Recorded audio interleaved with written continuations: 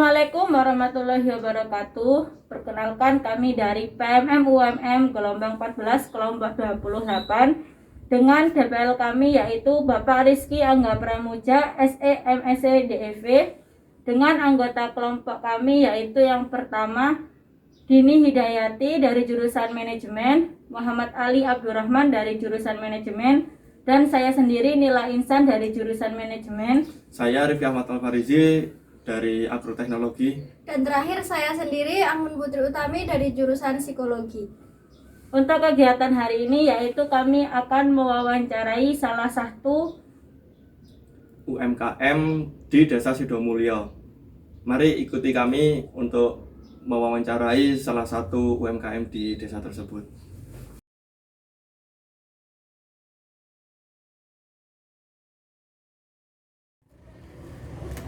Assalamualaikum warahmatullahi wabarakatuh. Waalaikumsalam warahmatullahi wabarakatuh. Pagi siang ini kami akan mewawancarai salah satu UMKM di Desa Sidomulyo. Baik, untuk pertama-tama nama Bapak. Nama Abdul Rohim. Tempat atau alamat? Alamat Desa Sidomulyo, Sidomulyo, RT 1 RW 10, atau tepatnya Jalan Bukit Berbunga, nomor 234. Ya. Mau tanya Pak, untuk Bapak mengawali usaha tanaman hias ini itu bagaimana prosesnya? Jadi sebetulnya kalau khusus menggeluti tanaman hias itu baru tahun 2020 kemarin. Namun sebelumnya sambil belajar, waktu itu sambil kuliah, sambil berkebun yang lain, dengan ada tanaman apel, tanaman bawang putih dan lain sebagainya, saya sudah belajar tanaman hias. Tapi tidak fokus ke tanaman hias, tapi fokusnya ke apel dan sayur waktu itu. Di sambil kuliah, fokusnya ke apel dan sayur. Sayurnya bawang merah, bawang putih. Buahnya apel. Nah, tanaman hias sendiri waktu itu adalah para tetangga yang mengusahakan. Nah, saya dengan teman-teman yang lain yang menjualnya ke luar kota. Itu dilakukan sekitar tahun 80, mulai tahun 79 sampai sekitar 85. 79 sampai 86. Nah, kemudian balik ke tanaman hias di 2020. Soalnya ada.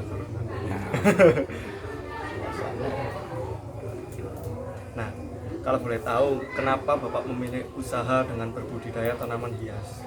Jadi Kenapa gini, tidak ke yang lain? Kita memanfaatkan situasi yang strategis ini ya. Jadi karena di Sidomulyo khususnya, memang di samping tetangga kiri kanan wilayah sekitarnya juga sedang mengusahakan itu, kan kita nggak mungkin melawan arus gitu ya. Nah, kita ikut terlibat di sana, tapi khusus untuk saya pribadi memang dengan harapan dengan koleksi atau komoditi yang berbeda, sehingga dengan lahan yang terbatas kalau perlu punya nilai tambah yang cukup signifikan bila dibandingkan dengan yang lain. Apalagi dengan tenaga yang terbatas, lahan terbatas, maka kita harus pandai-pandai memilih komoditinya. Jadi ada bonsai, ada tanaman koleksi, sehingga nilai jualnya juga berbeda dengan tanaman. Soal luas lahan, kira-kira Bapak ini memiliki luas lahan berapa? Sebelumnya ya, di awal tahun 2020 saya mengelola lahan kurang lebih sekitar 800 meter. Kemudian hari ini tahun 2000 tanggal 16 September atau katakan sebulan yang lalu ya, ini setelah saya bikin greenhouse, ini yang khusus untuk milik pribadi, dikelola pribadi kurang lebih 125 meter. Yang lain sudah dibagi atas nama keluarga. Ya, ada adik-adik, sudah punya bagian sendiri, kapling sendiri. Ya, kapling masing-masing. Kalau masalah kondisi iklim di sini itu, apakah di daerah ini pernah mengalami pencemaran, Pak? Kalau pencemaran dulu ya, masih zamannya apel itu memang ada pencemaran terkait dengan penggunaan pestisida yang berlebihan. Nah, dengan adanya tanaman hias ini menjadi beda, relatif lebih kondusif ya, karena kan penggunaan pestisida untuk tanaman hias tidak seperti pada sayur dan buah-buahan. Berarti kalau di tanaman hias relatif aman. aman, relatif aman. Ambang batas penggunaannya rendah sekali. Kalau boleh tahu di kelompok petani ini kira-kira untuk pendidikannya itu bagaimana?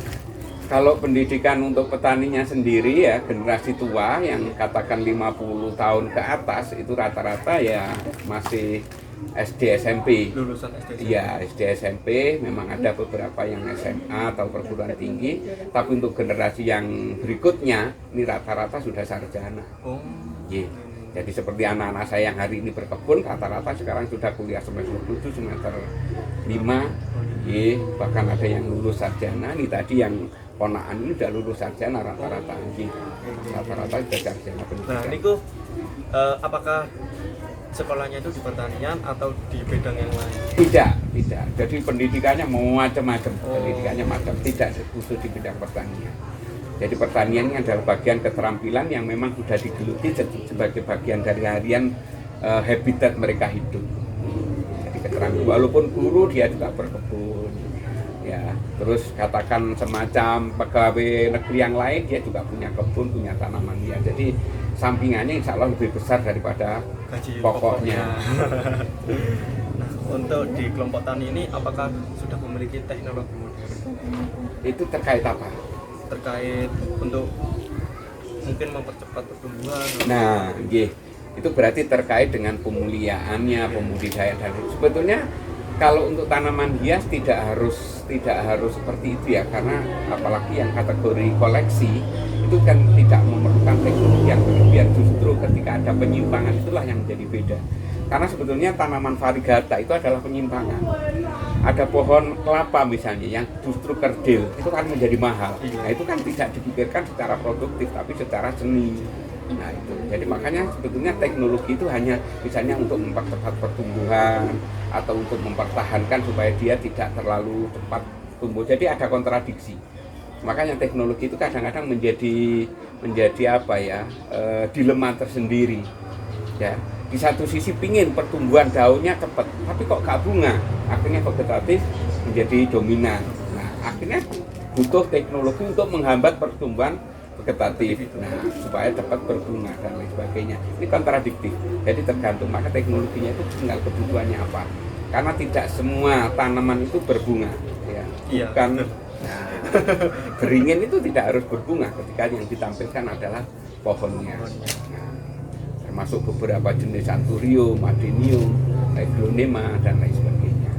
Jadi teknologi relatif lebih apa namanya ya, relatif lebih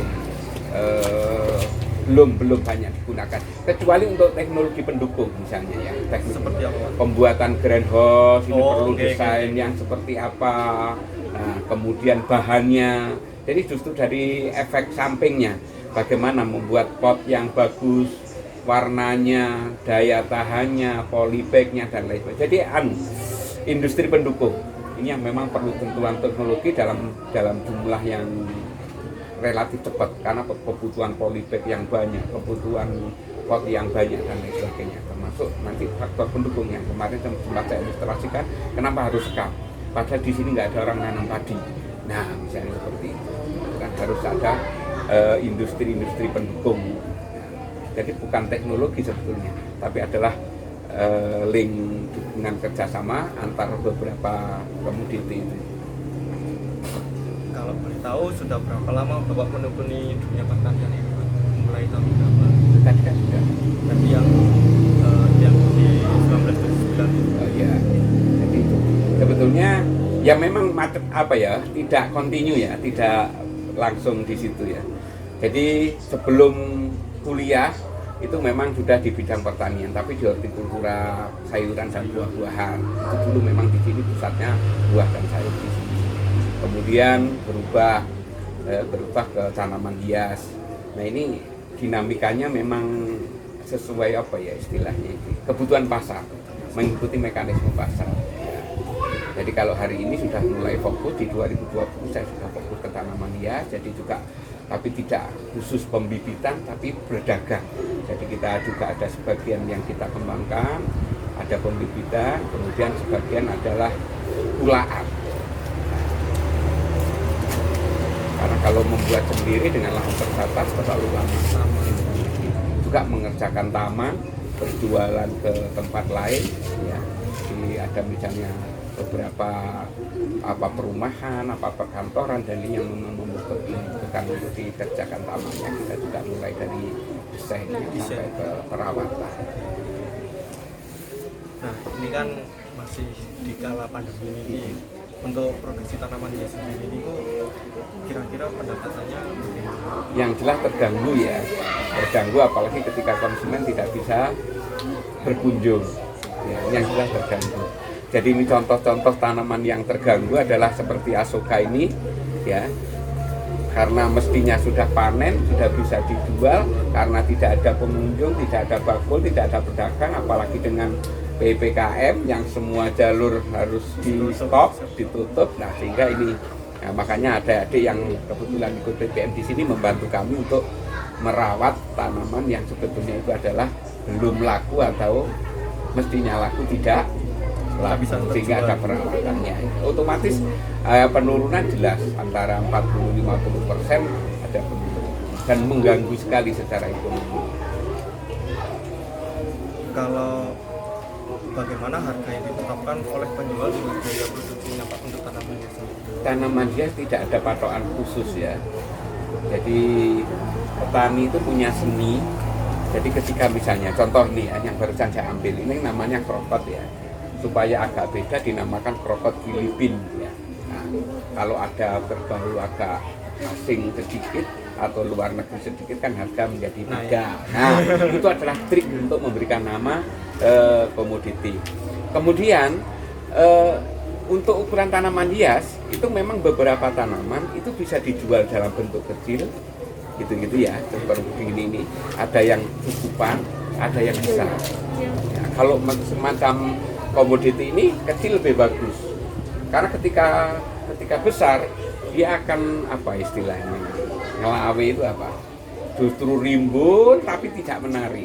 Nah, sehingga perlu perawatan, pemangkasan dan lain sebagainya. Nah, contoh-contoh itu.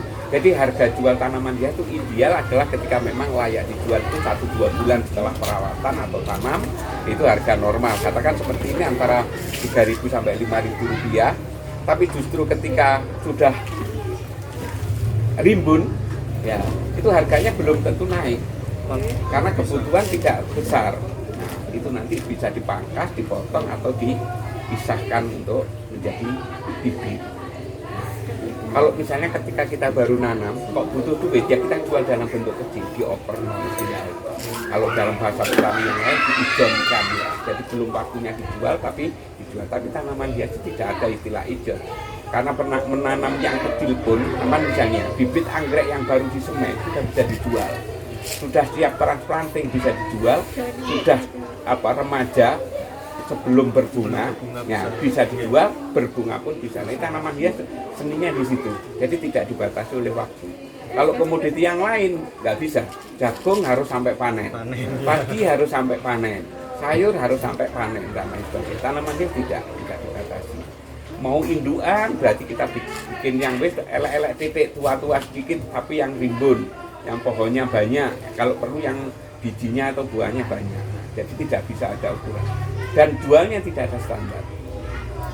Konsumen A dan konsumen B itu bisa membedakan harga. Sampai misalnya datang suka ya, kebetulan yang gemuk gitu ya. Kalau misalnya datang yang pertama ditawarkan 15.000 langsung bayar. Datang yang kedua karena sudah dipilih yang bagus-bagus, yang gemuk-gemuk, yang rimbun-rimbun, datang kedua mungkin nggak mau 15.000 tapi bisa 14.000, oke lah diskon. Nah, pedagang beda lagi karena kita berbagi keuntungan. Ya, mungkin karena mereka juga butuh untung bisa 5-10% bisa kita kurangi. Nah, misalnya seperti itu. Jadi nggak ada standar harganya. Jadi ada kalau begitu ada biaya minimal order gitu apa? Ah, betul istilahnya gitu. Jadi bakul itu misalnya 50 pot atau 50 polybag. Nah, biasanya bakul gitu.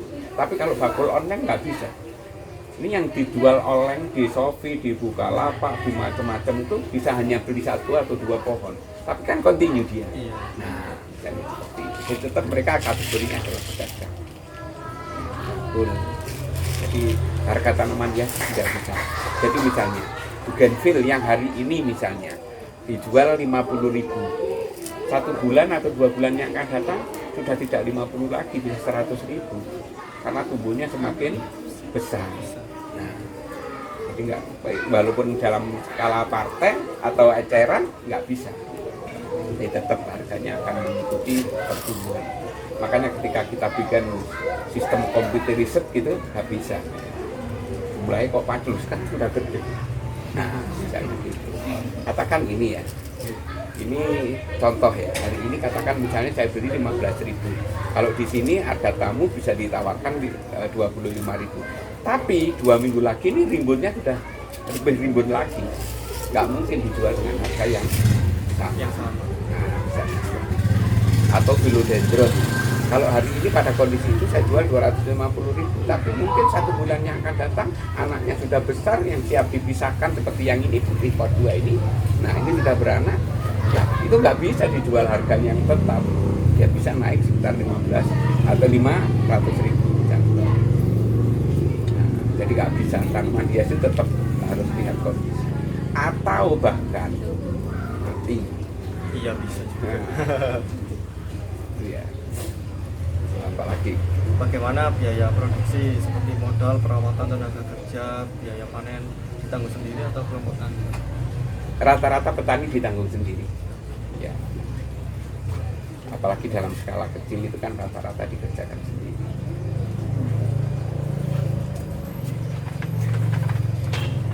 Tanaman hias apa saja yang banyak dicari pada akhir-akhir ini?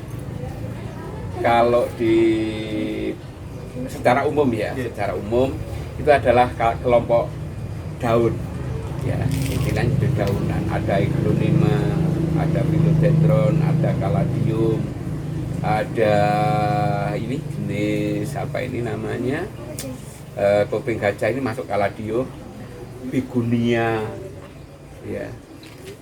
Itu yang sedang tren. Jadi di awal-awal pandemi itu yang tren. Tapi sekarang sudah mulai turun lagi, sudah mulai merata lagi. Jadi mungkin semua juga sudah punya ya koleksi-koleksi itu. Tapi yang sekarang sudah mulai bergerak lagi atau masih tren itu adalah Monstera variegata. Kalau dulu kan termasuk sejenis Monstera ini ada janda bolong. Ya, sekarang janda bolong sudah kurang begitu. Nah, kemudian yang ini sudah apa namanya, sente kuning, nah, itu juga sempat heboh, dan ini memang kategori tanaman-tanaman langka, bukan tunggal langka, jadi biasanya untuk kolektor. Kalau untuk harga per 1 bunganya itu Pak, berarti nggak bisa Nggak bisa. Untuk range? Jadi gini, koleksi apa non koleksi? Kalau koleksi rata-rata masih di atas 100.000 per koleksi. Ya, jenis koleksi itu masih di atas 100.000. Kalau yang biasa umum ya, katakan semacam hari ini janda bolong juga antara 25-30.000 juga dapat. Untuk resiko usaha ini apakah saja yang pernah terjadi dalam pertanian? Resikonya Mungkin seperti hama, penyakit. kalau hama penyakit masih relatif bisa ditanggulangi, ya, cuaca ekstrim masih bisa ditanggulangi ya. Tapi memang beberapa komoditi nih, makanya termasuk antisipasi kaitannya dengan pembuatan greenhouse. Jadi ini sebetulnya menjaring konsumen yang kecil yang tidak harus berdagang, beli 1-2 pot, bawa mobil sedan, tapi dengan nilai yang cukup tinggi, ya, bisa belanja 1 pot 200-300.000 itu, maka disediakan tanaman koleksi. Jadi resiko itu kalau tanaman hias minim sekali ya, asalkan tidak produk massal ya. Kalau produk massal memang kesulitan. Ya. Dan kebetulan hari ini saya sedang mengantisipasi model koleksi-koleksi. Kalau produk massalnya sudah lambat laun di akhir ini kan produk massal semacam syukur dan lain sebagainya, ini sudah mulai digeser ke tempat yang lain. Dititipkan ke tempat yang lain. Jadi resikonya relatif kecil. Resiko terbesar adalah ketika tidak ada pembeli. Nah, ini Pak, ini juga ada. Bagaimana jika tidak ada pembeli? Tidak ada untuk pembeli. mengurangi resiko. Ya itu. Berarti jadi harus apa istilahnya? Tetap dirawat. Berarti nanti bisa jadi induk, yang harus dikembangbiakan bisa dicangkok, bisa dicetek atau diokulasi dan lain sebagainya. Kalau memang ternyata seperti itu, biasanya adalah dimusnahkan untuk mengurangi ya, dimusnahkan, bisa dibakar atau bisa ditanam ya, digali lubang, dipendem gitu ya. Nah, itu. Dan itu untuk mempertahankan kondisi pasar tetap stabil. Kalau misalnya dijual ke pasar harganya akan jatuh. Bagaimana strategi petani untuk memulai usaha kembali jika setelah mengalami risiko tersebut? Tapi biasanya kan masih tetap punya bibit ya. Jadi Berarti ada untuk bibitnya. pemusnahan kalau di perusahaan itu apa istilahnya? Di gudang ya misalnya. Oh, iya, model di toko-toko ada. Kalau perusahaan itu di gudang tetap kita harus punya bibit. Nah, kayak gini ini kan pingka, ini kan ada bibitnya. Itu ada kecil-kecil, itu nanti yang akan kita kembangkan untuk kita. Itu kalau musim hujan habis itu rontok, busuk. Nah, makanya kalau sudah pakai paranet, pakai greenhouse, insya Allah aman. Terlindungi lah. Ya, jadi menjaganya itu perawatan. Ini untuk masalah modal, bagaimana cara petani untuk mendapatkan modal? Apakah dari kelompok tani, bantuan atau hutang atau bagaimana? Jadi gini banyak ya modal, ada yang modal sendiri. Modal sendiri itu kan kalau tanaman hias beli 4-5 pot misalnya sudah bisa kita kembangkan. Jadi tidak harus dalam bentuk modal yang banyak. Jadi saya contohnya punya philodendron dulu itu 3. Cuma 3. Dulu philodendron 3. Harga jualnya waktu itu 150 sampai 200 ribu. Yang 2 laku ya, sisa 1 tapi bisa beranak pinak. Diperbanyak. Diperbanyak. Jadi modal biasanya modal sendiri. Kalaupun memang perlu modal besar itu biasanya adalah untuk yang kategori model apa ya, semacam apa ya, gerai atau toko besar lah. Ya pengusaha besar ya. Kalau di sini rata-rata berkembang secara alamiah.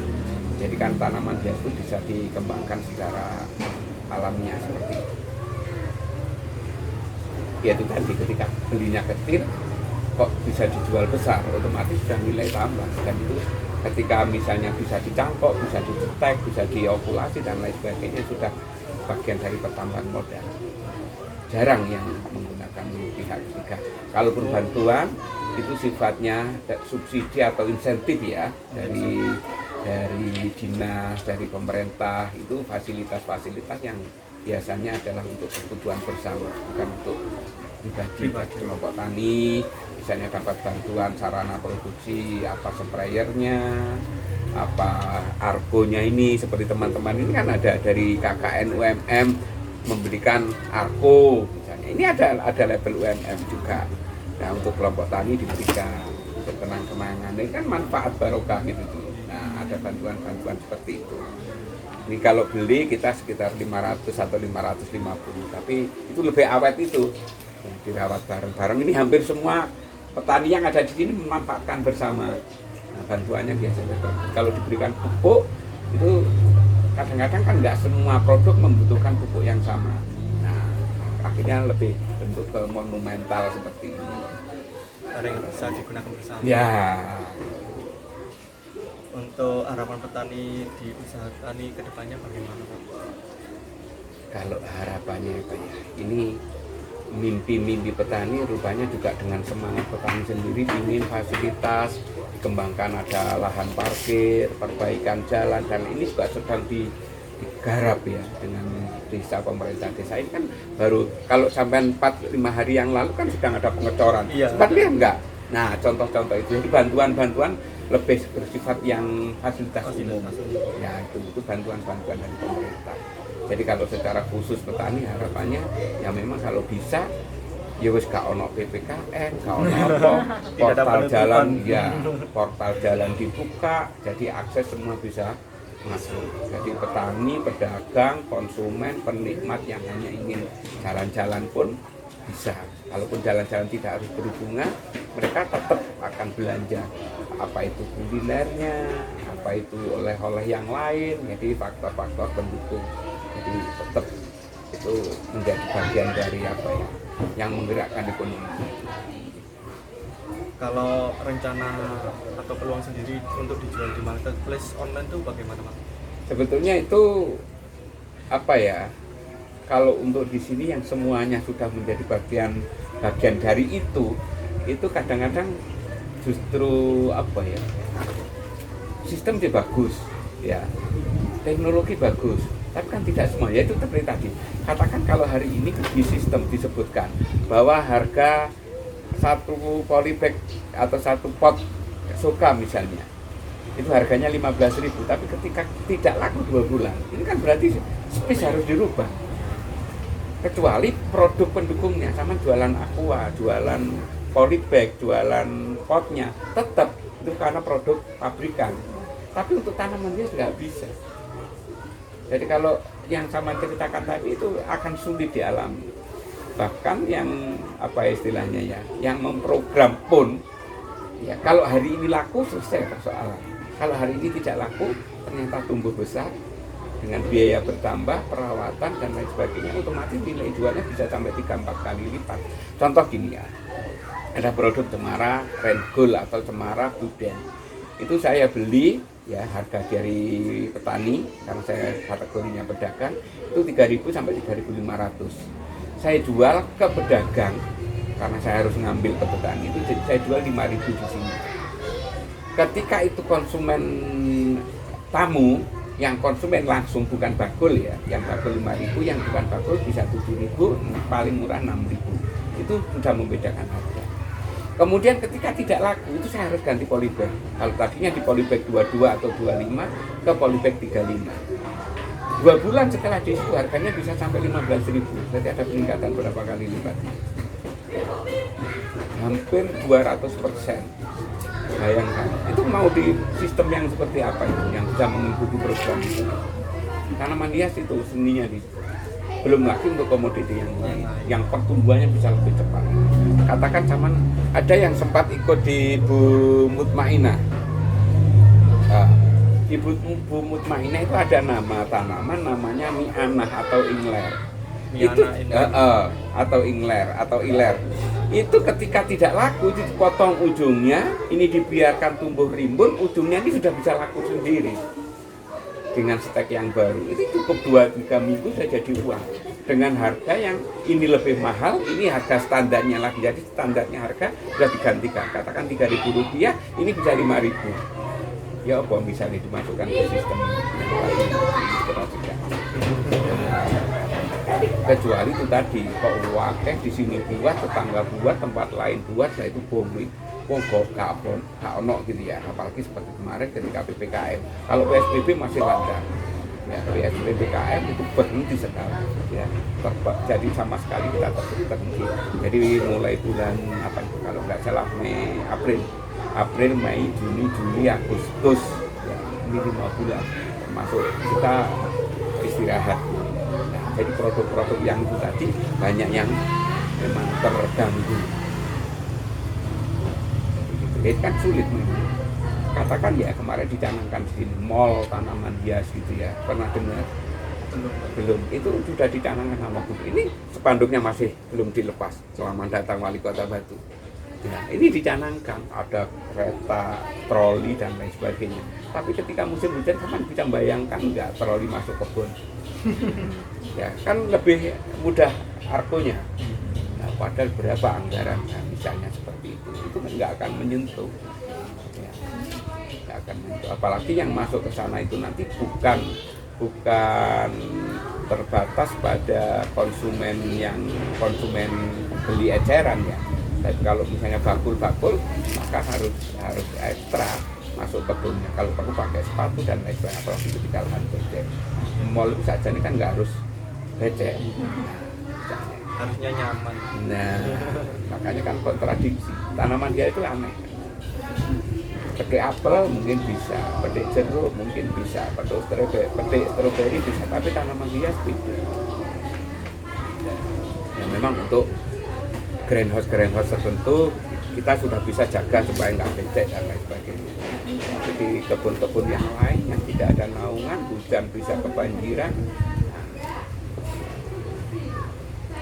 Ini untuk pertanyaan terakhir, Pak. Bagaimana peran petani muda terhadap permasalahan pertanian demi terwujudnya sustainable farming? justru petani muda ini kadang masih enggak. Estafet ini kadang-kadang ya pengaruhnya banyak sekali. Justru yang petani di sini itu kadang-kadang sudah tidak begitu minat, apalagi ketika pendidikannya mohon maaf sudah relatif lebih tinggi, maunya ke sektor yang lain. Tapi justru orang luar kota yang tadinya bukan petani itu malah semangat untuk bertani tanaman hias. Ini yang barangkali perlu sinergi, ya perlu sinergi dengan banyak orang. Walaupun sebetulnya pertanian tanaman hias itu bisa diantisipasi dengan semangat, semangat, kalau keterampilan bisa sambil jalan. Karena kan katakan 1 hari 2 hari saya biarkan untuk belajar berkebun, bersekam ria sudah bisa. Itu kalau sudah seperti itu tinggal nunggu 2-3 hari lagi dipupuk, ya 4 hari atau 1 minggu ketika perakarannya sudah relatif kuat bisa disemprot kalau ada hama dan penyakit. Kalau tidak mungkin dipangkas untuk menghambat pertumbuhan vegetasi yang lain. Setelah berbunga, katakan 2 minggu sudah kuncup tunas baru, sudah bisa dijual. Jadi ilustrasinya seperti itu. Tapi terkait dengan penduduk lokal yang memang pendidikannya lebih tinggi, itu malah kadang-kadang enggak, bosen barangkali. Ya. Tapi justru dari luar daerah, ini banyak contoh yang sekarang sedang berdagang online. Ya, kalau sampean nanti coba googling gitu ya, di Shopee misalnya. Shopee. Nah, misalnya Shopee. Itu mengklaim semuanya produk bagus, sebetulnya yang jual orang Surabaya, orang Malang, orang Bojonegoro, orang Lamongan yang tadinya mungkin jualan kuliner, makanan, bebek, tahu campur dan lain sebagainya karena kondisi yang nggak mungkin dia berada ke sana. Ya, teknologinya hanya packing aja. Seperti itu. Dan itu banyak sekali. Namun kalau barangkali masih lama, nanti ada satu alamat, nanti cari di dekat sini RT 2 RW 1. Kalau dari Masjid Taqwa Al-Biriyah Taqwa itu agak bergeser ke arah barat ya. Kalau dari sini dekat, itu ada satu keluarga sewa rumah di sana, asalnya dari Bojonegoro. Semua keluarganya dibawa. Jadi dia nggak punya kebun, tapi diposting kebunnya orang lain. Nah, kayak seperti reseller. Nah makanya, lu enggak, dia bukan reseller, menjual online. Ya, dropship. Nah, jadi dia berkebun. Nah ini kebetulan kalau jam-jam segini mereka sudah packing. Nanti kalau sambil lihat modelnya seperti itu. Berarti memanfaatkan petani di sini. Iya. Jadi kalau ke sini Pak, ini harganya berapa di foto? Ditambah ongkir, ditambah packing, ditambah ya artifisial yang lain ya, pernak-pernik yang lain, akhirnya dijual. Nah, contoh yang paling gampang, contoh yang paling mudah untuk semuanya ya. Ketika kita petik mawar di sini, berapa satu tangkai yang pernah sampean beli? Pernah beli mawar, sekuntum mawar merah 15.000. Kalau pas kebetulan ada event wisuda misalnya, pernah ketemu berapa itu? Untuk satu tangkai. Ya, untuk buket ucapan selamat dan berapa? Bisa dijual 50-an. Ya, itu kalau Valentine bisa 50. Kalau normal paling mahal 15.000. Ditambah dengan bungkus plastik, ditambah pita, ditambah padahal di pita ini berapa harganya? Rp1.000, paling mahal 2.000. Nah, bayangkan jasa itulah. Anak saya yang nomor 2 itu kalau event-event wisuda gitu, apalagi pendidikan normal setahun bisa 3 kali ya, jualan bunga itu sarjana lulusan UIN, fisika, sains, dia juga ahli merangkai bunga, floris, nah, sekarang guru, nah, tapi dia punya keterampilan itu dan nggak malu gitu loh. Jadi ketika event-event teman-teman wisuda dan lain sebagainya udah cepat manfaatkan situasi. Nggak harus 15.000, ada resellernya ngambil 5.000, dihitung 1.000, dihitung 8.000 dan lain sebagainya udah dapat. Kan sudah ada margin untuk teh botol.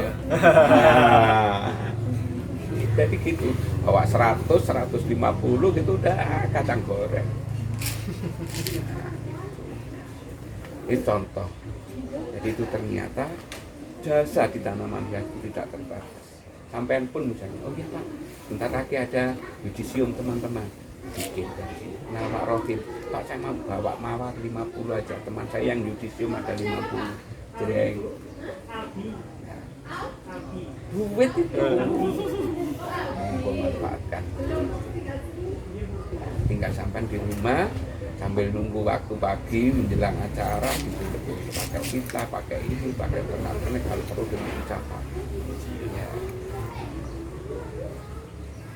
Siap jadi menantu nih wong batu ya.